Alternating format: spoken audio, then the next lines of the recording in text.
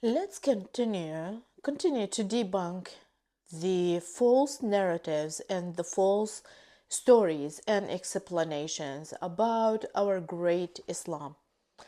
I believe a lot of you who follow the news and they see how the Muslim society or the Muslims have been involved in the most ridiculous, violent, false narratives. They are angry, they are upset, and they do not have real knowledge about Islam. I see religious people not only from the Arab Muslims but also non-Arab Muslims. I want to see one person, one religious person, to actually reference the Quran in the correct way in their speeches or when they are preaching or teaching people. They only refer, like 99.9, they refer to verses about the Prophet Muhammad, and they have absolutely no evidence of to authenticate these ridiculous stories. And they leave the Quran alone and they think they're Muslims. Yesterday it happened that I was actually in a debate with some sort of extremists, like not really, really extremists, but kind of. I don't want to mention more than that. So these kind of extremists refer to certain things about the Quran, and when I tell them the verses word for word and in Arabic,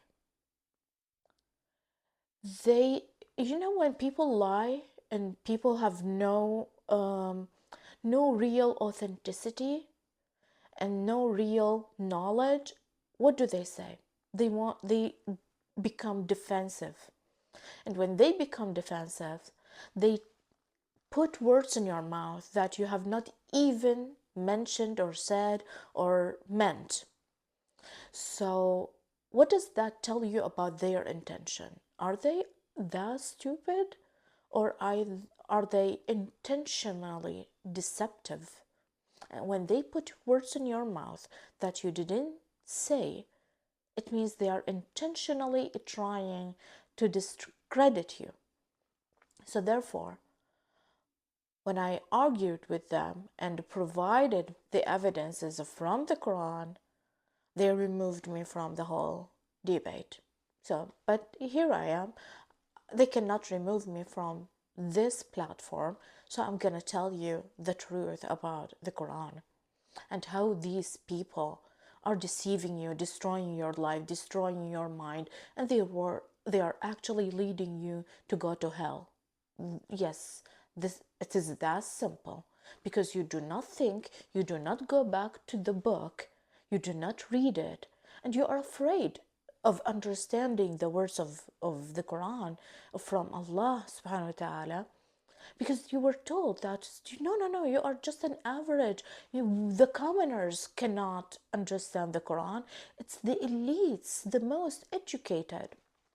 No, no. These are the elites of, what can we say? The establishment, the elite of the establishment. These are the false religious people. These are the tools of Satan. Using them, they have money, resources, power, and they dictate to you what you need to know. But they dictate to you the false stories. So one of my arguments yesterday was, who actually put the Quran all together the way we know it today and how it's written? How did that process actually happen?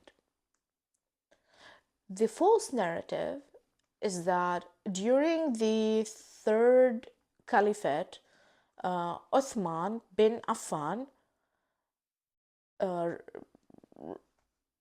he gathered people and he, under his supervision, put the Quran together, because it was here and there written sporadically, and then he put them all together. And then that's how, by that time, the writings of the Quran started to spread and to thrive. Well, this is absolutely wrong, because you have a verse of the Quran. It's your choice. You want to believe the story or the verse from the Quran, then you can decide for yourself whether you are Muslim or not. Muslims who follow the Quran, not the stories. So what do we have here?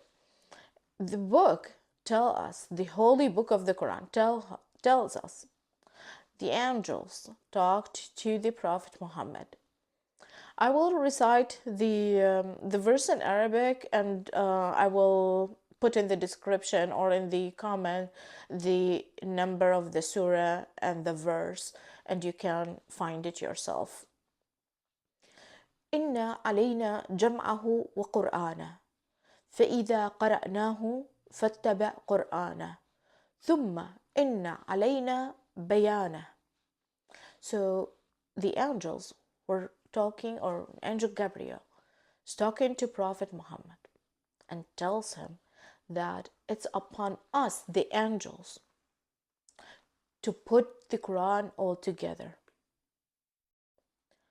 And they recite it to him so he knows how to read it and to recite it. And then it's upon them to put together the bayan, the evidence of the meaning of the Quran.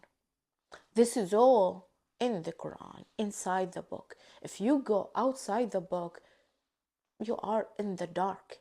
The book is the light. So if you believe the stories outside the Quran, so you are already in the darkness. You are not in the light of Allah. So I will put the number of the surah and the name of the surah and the number of the verse, so you find it yourself. This holy book of the Quran was a divine revelation. It's Allah revelation.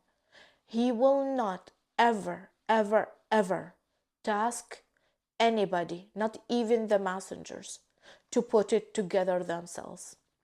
It's the same words of Allah to all of his messengers.